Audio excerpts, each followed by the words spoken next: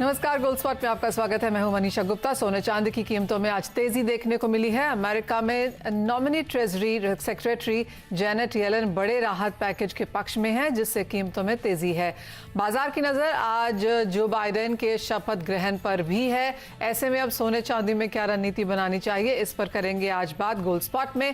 साथ ही हाजिर बाजार में कितनी हलचल है समझेंगे। हमारे साथ जुड़े हैं एक्सिस सिक्योरिटीज के सुनील काटके, मनीलिशियस कैपिटल के जयप्रकाश गुप्ता और लाला जुगल किशोर ज्वेलर की तान्या रस्तोगी। आप सभी का कार्यक्रम में स्वागत है। तान्या, पहले आपसे जानना चाहेंगे किस तरह के मूव्स यहां पर फिलहाल फिजिकल मार्केट्स में हैं। जिन भी ज्वेलर्स से देश भर में हमारी बात हो रही है, उनका यही कहना है कि पिकअप फिर से अब यहां पर देखने को मिला है। मिड जैन के बाद हमने डिमांड फिर से बनते हुए देखी है। आप कैसे देखती हैं मांग को, प्राइस इंपैक्ट को कंज्यूमर्स के साथ, और क्या एक्सपेक्टेशंस हैं अब इस बार बजट से? तो इस बारी अगर आप देखें तो राइट नाउ अभी खड़मास खत्म हुए 4 या 5 दिन हुए हैं, तो 4-5 दिन में जो पिकअप होना चाहिए, it's a very good pickup. शादी की बाइंग वापस आ गई है, but then that is an essential buying जो खरीदनी ही है। But I will still say कि जो इन्वेस्टर का जो अभी एक्सपेक्टेशन है, they are still being watchful and waiting, वो अभी उतना नहीं आया है। ऑल्सो अगर आप प्राइस एक्सपेक्टेशन का बात करें तो Manisha, I would like to projections की अगर बात करें, जैसे ऑलरेडी येलन ने जो राहत पैकेज दिया है, थोड़ा सा डिबेस तो होएगा ही उनका करेंसी, तो गोल्ड में उसका गेन आएगा ही आएगा। अगर आप बाकी एग्जाम्पल से भी देखें, जैसे 2018 में जो खत्म होते होते दिसंबर जनवरी में जो 29,000 के पास था, जनवरी 2019 में अपना 32 तक पकड़ा। वो उस जनवरी का जो भाव होता है वो उस साल का सबसे लेस भाव होता है, वो उससे ऊपर बढ़ता ही है। फिर अब आप 2020 का भी देखें, वही सेम चीज कि जनवरी में आते आते 40,000 पकड़ चुका था 2020 में, and then of that year it was the lowest भाव। So same thing I'm thinking कि even this year right now for the next 2 to 3 months अभी रिस्पॉन्ड नहीं अच्छा करेगा gold, because of the vaccine drive. वो कम हो सकता है, 1,000 रुपए तक और कम जाए, लेकिन आफ्टर मार्च अभी लॉन्ग टर्म प्रोजेक्शन तो गोल्ड का अच्छा है ही, specially with the kind of packages US is trying to वो करेंसी इंजेक्ट जो करना चाह रहे हैं, तो वो फिएट करेंसी का डेफिनेटली गेटिंग मोर डिबेट, तो वो गेन गोल्ड में आना ही आना है। ऑल्सो आई लाइक टू से कि सूनर और लेटर ये जो बिटकॉइन का इतना गेन लिया हुआ है, like how shift said recently, Peter shift said कि it's a fools man gold, तो उसका भी जब भी कोलैप्स आएगा, अभी it's in a bubble right now, the kind of gain it has seen in 2020, तो उसका भी जब भी पंक्चर आएगा, वो भी हमारे गोल्ड में इस साल गेन में ऐड होएगा। So price expectations after March is very, very good. But till another couple of months, till the vaccine is there, I think एक बार और हम लोग थोड़ा और देखेंगे। एक्चुअली सबका ज्यादातर लोगों का यही मानना है कि अगले 2 महीने में यहाँ पर उठापटक सोने में जारी रह सकती है, और उसके बाद यहाँ पर एक लेग ऑफ रिकवरी प्राइसेस में देखने को मिल पाएगी। तान्या, मैं आपसे ये भी जानने की कोशिश कर रही थी कि बजट से यहाँ पर क्या एक्सपेक्टेशंस हैं। Top of the list import duty cuts अभी भी यहाँ पर है, आप क्या मानना चाहेंगी वित्त मंत्री से? नहीं, definitely import duty should be cut. बहुत ज्यादा हाई एक्सट्रीम है हमारी। It has you all been seeing in the news, आपके चैनल के माध्यम से, I'd like to say, and it's not as if government is not being responding well. Export policies में बहुत अच्छा रिस्पॉन्स आया है। इवन स्मॉल टर्म पेमेंट जो हमें अगर एक्सपोर्ट कर रहे हैं कुछ, उसमें तो हमें अच्छा इजाफा दे रहे हैं। बहुत ईज ऑफ बिजनेस दे रहे हैं हमारी गवर्नमेंट, बट हम कहना चाहेंगे कि with in industrial, with in the country also please दें। जो आप सुन रहे हैं, जो रॉन्ग मीन से सोना इंजेक्ट हो रहा है, वो पैरेलल इकोनॉमी को बढ़ावा ना दे। उसके लिए इकोनॉमी एक बारी उनको इंपोर्ट ड्यूटी पे थोड़ा ध्यान देना पड़ेगा। So this is our expectations from the budget this year is that. जी हाँ, टॉप आस्क यही है कि इंपोर्ट ड्यूटी को यहाँ पर कमी की जाए। अंतर्राष्ट्रीय बाजारों के कंपटीशन में सोना यहाँ पर भारतीय बाजारों में महंगा है, तो एनआरआईज भी यहाँ पर कतराने लगे हैं लेने से, और ऑफ कोर्स अनऑफिशियल सोना यहाँ पर भारतीय बाजारों में काफी आने लगा है। तो वो क्लियरली एक टॉप आस्क है फाइनेंस मिनिस्टर से कि इंपोर्ट ड्यूटी पर यहाँ पर कमी की जाए। लेकिन सोने और चांदी के प्राइसेस में हमने हल्की सी खरीदारी आज यहाँ पर लौटते हुए देखी है। सुनील, आप कैसे देखते हैं, और गोल्ड में अब इस हफ्ते क्या करने की उम्मीद है? मनीषा जी, मुझे लगता है कि डॉलर टर्म में 1850-51 डॉलर का रेंज अभी चल रहा है। 2-4 दिन पहले हमने देखा था कि इंटरनेशनल मार्केट में 1805 डॉलर तक का भी लो बनाया है। तो जब ये स्टिमुलस पैकेज या राहत पैकेज की बात आई, तो मार्केट ने रिबाउंड कर लिया इनफैक्ट डॉलर इंडेक्स भी थोड़ा बहुत वीकन हो गया है अभी, तो उसका सपोर्ट जो है गोल्ड में अभी देखने को मिल रहा है। बट टेक्निकल फ्रंट पे अगर हम देखते हैं, भले ही बॉन्ड डील्स में बेहतरी है या वैक्सीन ड्राइव की वजह से थोड़ा बहुत प्रेशर हमें देखने को मिल रहा है, बट टेक्निकल फ्रंट पे अगर हम देखें तो $1860 का एक क्रूशियल रेजिस्टेंस है। अगर $1860 के ऊपर सरवाइव कर जाता है तो एक बुल ट्रेंड बनाता है, फिर एक शॉर्ट टर्म रिकवरी $1900 तक देखने को मिल सकता है गोल्ड में। और चांदी भी $25 के ऊपर के रेंज में जब तक है तो मुझे लगता है कि वो सपोर्ट मिलेगा। बट अगर छोटे दायरे में अगर देखें, एक शॉर्ट टर्म पर्सपेक्टिव से देखें, तो जो रियल यील्ड्स हैं वो हमें बहुत क्लोजली ट्रैक करने रहेंगे, क्योंकि उनमें इजाफा जो है गोल्ड में एक शॉर्ट टर्म में करेक्शन ला सकता है।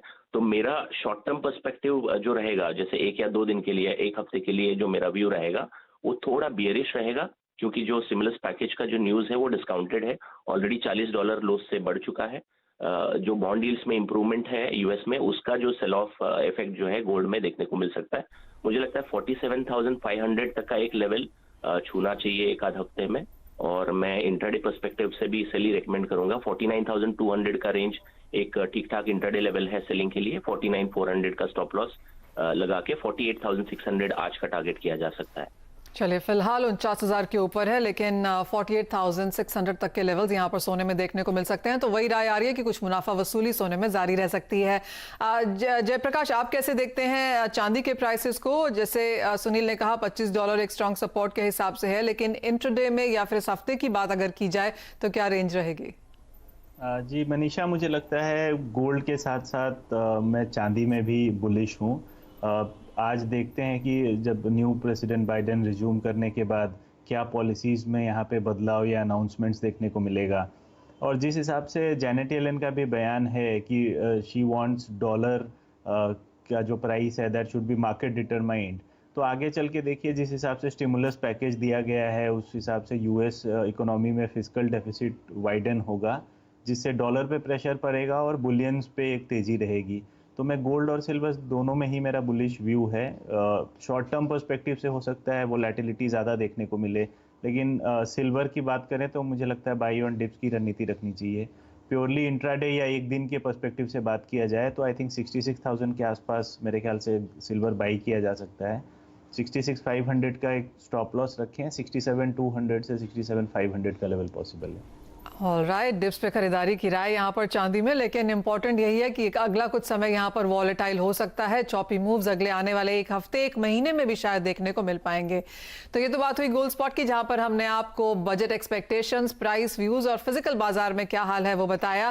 तान्या, इसी के साथ आपसे विदा लेंगे, लेकिन आगे बढ़ेंगे गोल्ड स्पॉट से और अब बात यहाँ पर कच्चे तेल की करेंगे, जहां आज कीमतों में तेजी देखने को मिली है। करीबन 1% की बढ़त है और ये अमेरिका में राहत पैकेज की उम्मीद से डिमांड बढ़ने की संभावना से है। एक्चुअली आईईए का भी डेटा कल आया, जिन्होंने कहा है कि 100 मिलियन बैरल्स की विड्रॉ इस क्वार्टर में हम बनता हुआ देख पाएंगे और सेकंड हाफ जो है इस साल का डिमांड रिकवरी की एक्सपेक्टेशन है। एक्चुअली कुछ बैंक्स ने तो यह भी कहा है कि डेफिसिट की उम्मीद भी की जा सकती है सेकंड हाफ में, अगर वैक्सीन रोल आउट और डिमांड रिकवरी स्मूथ देखने को मिलते हैं। तो जय, कैसे देखते हैं आप इन स्टेटमेंट्स को और आगे प्राइस व्यू क्या है?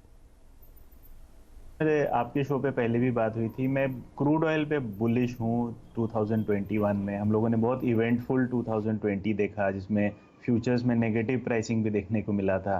बट मुझे लगता है यहाँ पे जिस हिसाब से डिमांड में ग्रोथ दिखेगी एक बार वैक्सीन कम्प्लीटली रोल आउट के बाद, तो उस हिसाब से मुझे लगता है कि $60 तक का लेवल पॉसिबल है WTI में देखने को मिले। तो मैं हर डिप पे बाइंग की ही रिकमेंडेशन दूंगा। बिल्कुल शॉर्ट टर्म में अगर बात करें तो करेंट कॉन्ट्रैक्ट में आई थिंक 3860 के आसपास मिलता है, तो बाई करके चलना चाहिए। थोड़ा सा अगर पोजिशनल व्यू रखें तो 3780 का स्ट्रिक्ट स्टॉप लॉस रखें और 4100 का टारगेट। क्या करने की राय है, क्योंकि कुछ मुनाफा वसूली यहां पर कल देर रात न्यूयॉर्क सेशन में देखने को मिली है। 2 महीने के लोज के आसपास किस तरह हमने फिर से छूते हुए देखे।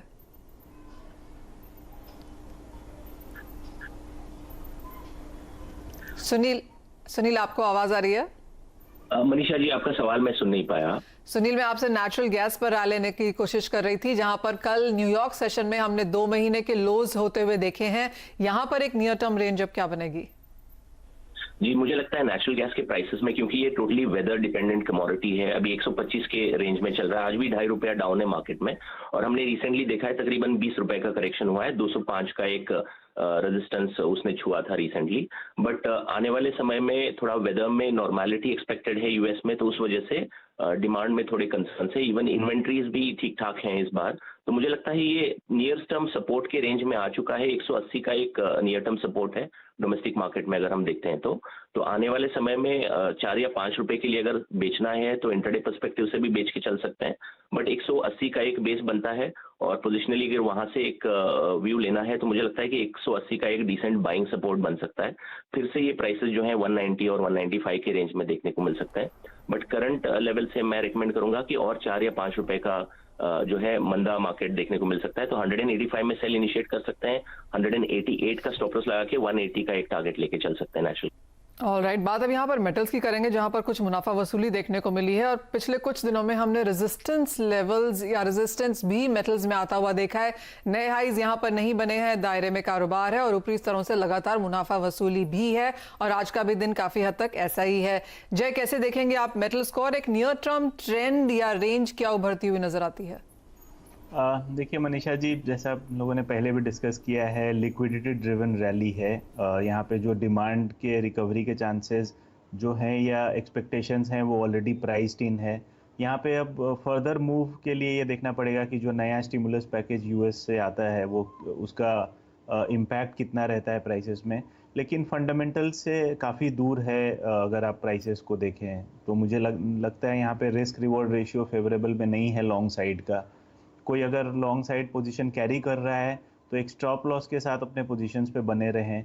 फ्रेश पोजीशन ऐड करना इस लेवल पे मुझे लगता है रिस्की है। आप स्टिमुलस के अनाउंसमेंट्स के बाद ही एक अंडरस्टैंडिंग लेके कि यहाँ पे और कितना अपसाइड दिखता है फिर ही कोई पोजीशन बनाना चाहिए। जो रिमेनिंग या जो एग्जिस्टिंग फंडामेंटल्स हैं वो ऑलरेडी प्राइस्ड इन है, और अच्छी खासी बढ़त हमने यहाँ पर मेटल्स में आते हुए देखी भी है। लेकिन जैसे जय कह रहे हैं कि अब यहाँ से फर्दर डेवलपमेंट्स क्या है, स्पेशली यूएस की तरफ से स्टिमुलस और नए प्रेसिडेंट आके क्या अनाउंसमेंट्स करते हैं, उस पर ऑफ कोर्स काफी हद तक बाजार की नजर रहेगी। एज ऑफ नाउ थोड़ा सा पॉज स्टेज में यहाँ पर बेस मेटल्स नजर आते हैं। लेकिन इसी के साथ रुकेंगे ब्रेक के लिए, जब लौटेंगे तो बात करेंगे एग्रीकल्चर कमोडिटीज की। तेल तिलहन पर होगी एक स्पेशल कॉन्वर्सेशन।